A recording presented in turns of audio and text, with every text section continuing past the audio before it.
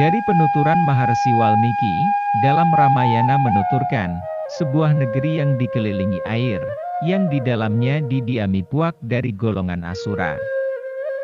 Mereka dari Wangsa Daitya keturunan Dewi Diti, Wangsa Denawa keturunan Dewi Danu, Wangsa Naga keturunan Dewi Kadru, Wangsa Raksasa keturunan Dewi Raksha, Wangsa Wanara keturunan dari Dewi Kapila, Wangsa Mahisa keturunan dari Dewi Surabhi, Wangsa Garuda keturunan Dewi Prada. Mereka berasal dari Dewa Rishi Kasyapa manusia mulia ciptaan Brahmana. Mereka juga berasal dari galur leluhur Dewa Rishi Daksa, dikarenakan ibunda mereka berasal dari putri-putri dari Dewa Rishi Daksha. Dan kulit dari bangsa mereka berbadan gelap atau wangkeling.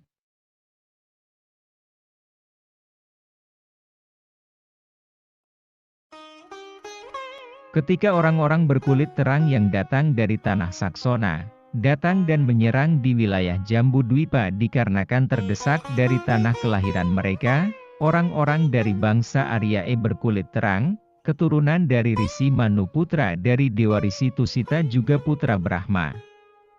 Mereka berhasil menguasai tanah Jambudwipa dan berhasil menghancurkan bangsa penduduk asli Jambudwipa keturunan Dewa Resi Dravida.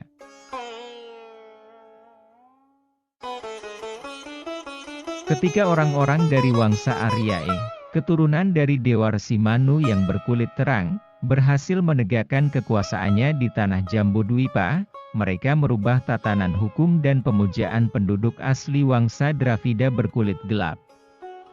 Yang semula pemuja Ravi, Marut, Siwa, Cahandra, Wisnu. Mereka mengganti dengan pemujaan baru yaitu Surya, Vayu, Yama dan Soma.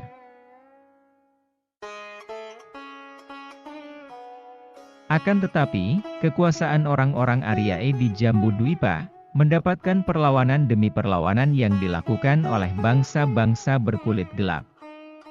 Dalam kisah Ramayana, perlawanan besar terjadi kepada bangsa Aryae yang menjadi penguasa baru di Jambudwipa. Perlawanan itu terjadi dari kerajaan Asura Kalakya yang terdiri dari Wangsa Daitya, Wangsa Danawa, Wangsa Buta, dan Wangsa Naga. Mereka adalah para penghuni lautan di negeri Salilabuana, wilayah dari kekuasaan Sang Baruna.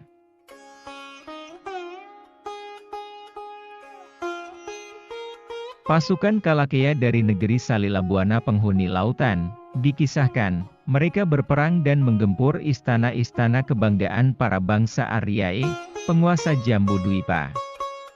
Perlawanan itu terjadi terus-menerus, terkadang memperoleh kemenangan dan kekalahan, dan juga dikisahkan para Kalakya pemuja Baruna penguasa Samudera Raya berhasil mengusir para dewa yang bersemayam di Indraloka dan Brahmaloka.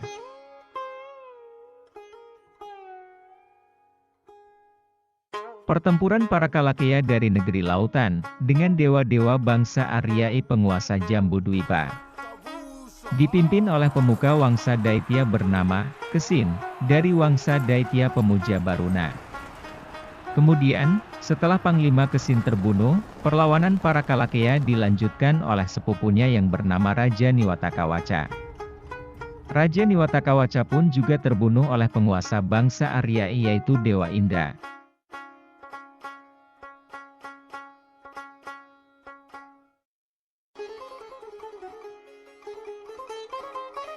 Tetapi, perlawanan masih berlanjut, dari para Kalakya penghuni negeri lautan negeri Salilabuana. Perlawanan terhadap dewa-dewa penguasa Jambudwipa, dilanjutkan oleh Sang Asura, Maharaja Vritra. Setelah dengan pasukannya yang ganas yaitu para Kalakya, berhasil memporak-porandakan tanah Jambudwipa dan membakar bangunan-bangunan suci pemujaan bangsa Aryae. Namun, pada akhirnya, Sang Asura, Maharaja Vritra, terbunuh oleh Arjuna putra dari Dewa Indra yang bersenjatakan Faja. Demikianlah bangsa Aryae keturunan Manu yang berkulit putih, mampu memenangkan perebutan kekuasaan sebagai pemenang atas perlawanan bangsa-bangsa keturunan Daksa yang berkulit gelap. Dan dewa-dewa bangsa Aryae tampil sebagai pemenang dan menjadi pemujaan manusia, yaitu bangsa-bangsa keturunan Manu dari Galur Diti.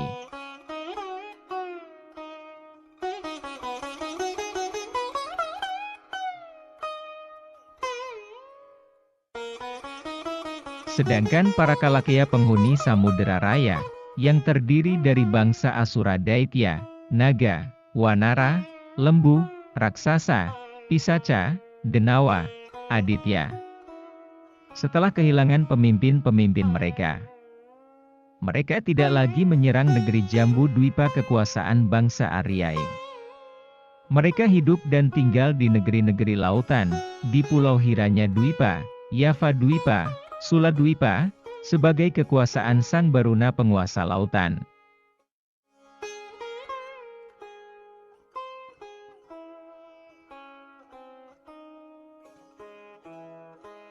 Menurut kisah dari para dewa-dewa di Jambu Dwipa, setelah para bangsa Asura Kalakeya hidup dan tinggal di negeri-negeri lautan, mereka menjadi makhluk yang ganas dan buas, gemar berperang, saling membunuh dan menghancurkan.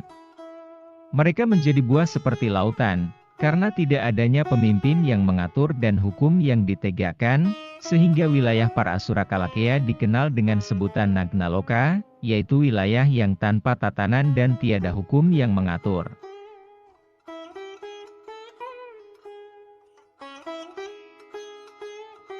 Selama beratus-ratus tahun, para Asura yang hidup di negeri-negeri Samudera Raya, mereka hidup dalam keadaan liar. Tanpa adanya hukum dan aturan, mereka dikenal sebagai bangsa lautan, tanpa adanya pemimpin yang menyatukan, tidak adanya ketenangan, kedamaian, dan gemar berperang antar wangsa. Mereka digambarkan sebagai makhluk buas penghuni Samudera Raya di dunia dengan sebutan Nagnaloka.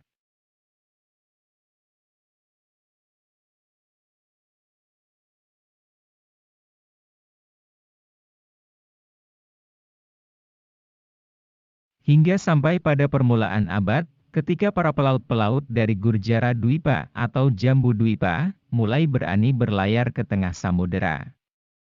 Mereka mengunjungi tempat-tempat kediaman para Asura yang menakutkan.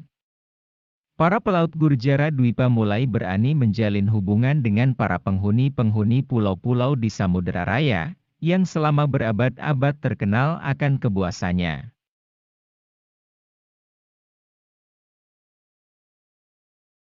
Hingga pada sampai, seorang pemuka wangsa orang-orang di Kepulauan Kraunca Dwipa yang bernama Kundungga, dengan bantuan dari para Brahmana dari Gurjara Dwipa, mulai mengenalkan hukum dan aturan. Kundungga yang merupakan pemimpin, mulai membentuk sebuah tata pemerintahan kerajaan, aturan hukum keagamaan dan aksara-aksara tulisan, kepada para penghuni Kepulauan Kraunca Dwipa atau Baruna Dwipa. Kemudian, dengan dukungan dari penghuni Purwa di bumi Baruna Dwipa dan para kaum Brahmana dari Gujara Dwipa, Sri Narendra Kundungga berhasil membentuk sebuah tatanan baru yang selama berabad-abad tidak dikenal oleh penghuni negeri Samudera Raya. Tatanan baru itu disebut Tatanan Kemaharajaan. Sri Narendra Kundungga membentuk sebuah kerajaan yang berpusat di perairan Sungai Kaman, di bumi Baruna Dwipa yang selama beratus-ratus tahun, temasyur akan keganasan dari para penghuninya.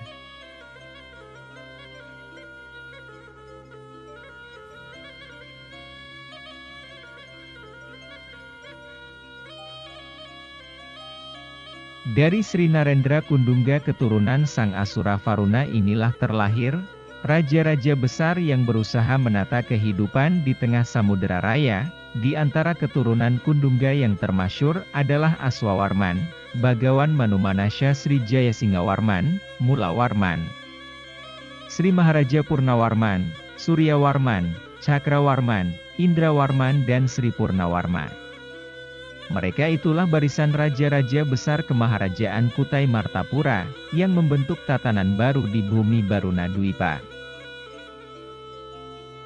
Perluasan kekuasaan Kemaharajaan Kutai terjadi di era Sri Maharaja Purnawarman putra dari Bagawan Manumanasya Sri Jayasinghawarman cucu Sri Narendra Kundungga, karena Sri Maharaja Purnawarman berhasrat kuat memperluas kekuasaannya di bumi Yavadwipa untuk menyatukan negeri-negeri Samudera Raya, seperti jejak leluhurnya Sang Asura Raja Baruna. Berawal dari pendaratan perahu-perahu pasukan gabungan Kutai dan Pasir yang dipimpin Sri Purnawarman, mereka mendaratkan pasukannya di tanah gambut dan berawa-rawa, tempat yang banyak ditumbuhi pohon tarum. Sehingga, pemukiman dari orang-orang Baruna Dwipa di sebelah barat Yavadwipa, mereka namakan Tarumanagara. Lalu, dibentuklah sebuah kedaton baru yang bernama Tarumanagara yang dipimpin oleh Maharaja Sri Purnawarman. Setelah pemukiman dan kerajaan Tarumanagara semakin kuat, mereka menggempur wilayah Aruteun yang pusatnya berada di aliran sungai Ciaruteun dan Cisadana. Sri Hyangbalya, pemimpin Aruteun berhasil dikalahkan. Dan puterinya yang cantik yang bernama Bungatak Mangalaengale, dijadikan permaisuri Maharaja Sri Purnawarman. Kemudian, putri Bungatak Mangalaengale diberi gelar Sang Hyang Sri. Kemudian, sejak saat itu bekas wilayah Aruteun masuk ke dalam wilayah Tarumanagara. Kemudian Tarumanagara yang berada di barat Yavadwipa, menjelma menjadi kerajaan yang besar. Dan Sri Purnawarman dinobatkan menjadi raja pertama Tarumanagara dengan gelar Abhiseka, Sri Maharaja Purnawarman, Bima Parakrama Dipa. Sri Maharaja Purnawarman berkuasa selama 37 tahun. Kemudian setelah Maharaja Purnawarman mangkat, tahta Tarumanagara digantikan puteranya yang bergelar Sri Maharaja Suryawarman, Mahapurusa Bima Parakrama, Hariwangsa, Digwijaya Buanatala. Setelah berkuasa memimpin Tarumanagara selama 36 tahun, Sri Maharaja Suryawarman mangkat, digantikan oleh puteranya yang bergelar Sri Cakrawarman, Kronca Aryadi Panda, Bima Parakrama Nindita, Digjayo Tunggadewa. Kemudian tahta digantikan puteranya Sri Maharaja Cakrawarman. Setelah mangkat, tahta Tarumanagara dilanjutkan oleh putranya yang bernama Sri Indrawarman.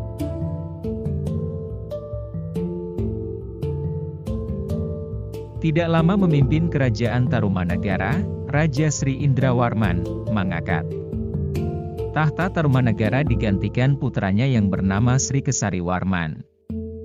Dengan mewarisi kerajaan Tarumanagara dari ayahandanya. Maharaja Sri Kesariwarman memiliki kekuasaan kemaharajaan Tarumanagara yang sangat luas.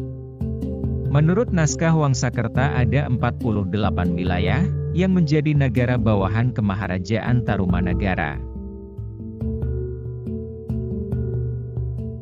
Kekuasaan wilayah kemaharajaan Tarumanagara membentang luas semenanjung bumi Pasundan, dari wilayah Salakanagara atau Rajatapura Pandeglang, hingga Purwalingga yang terletak di wilayah Yawamadya.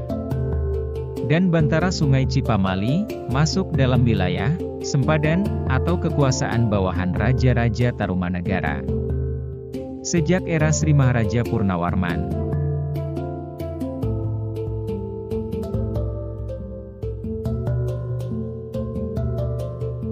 Saat Maharaja Sri Kesariwarman berkuasa, ia mengangkat adiknya, Sri Singhawarman, yang menjadi raja muda di bumi Panjalukadhiri.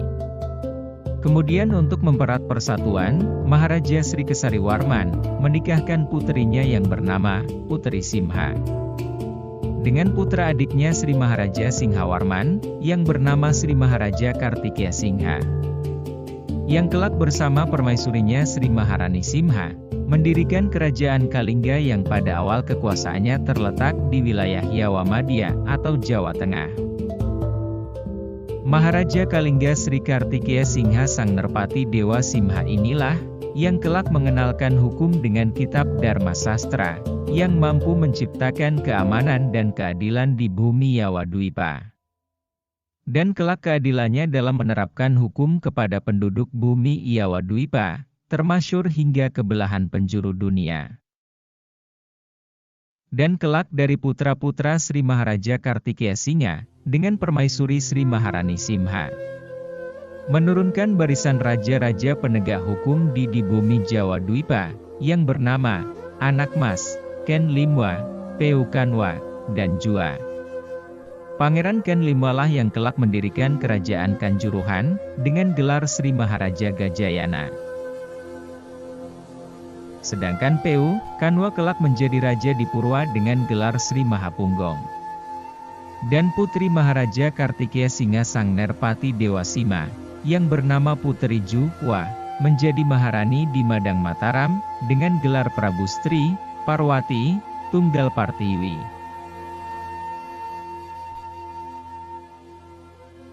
Demikianlah para barisan raja-raja agung di bumi Nusantara yang pada era purbakala telah disatukan Sang Hyang Aditya Raja Baruna, penguasa Samudera Raya, yang kemudian dilanjutkan para keturunannya yang menjadi raja-raja di bumi Baruna Dwipa, Yawa Dwipa, dan Swarna Dwipa, yang menata kehidupan dan hukum kepada penduduk-penduduk Salila Buana, yaitu sebuah negeri-negeri yang dikelilingi air dan dilimpahi kesuburan dari kasih sayang Sang Pencipta alam.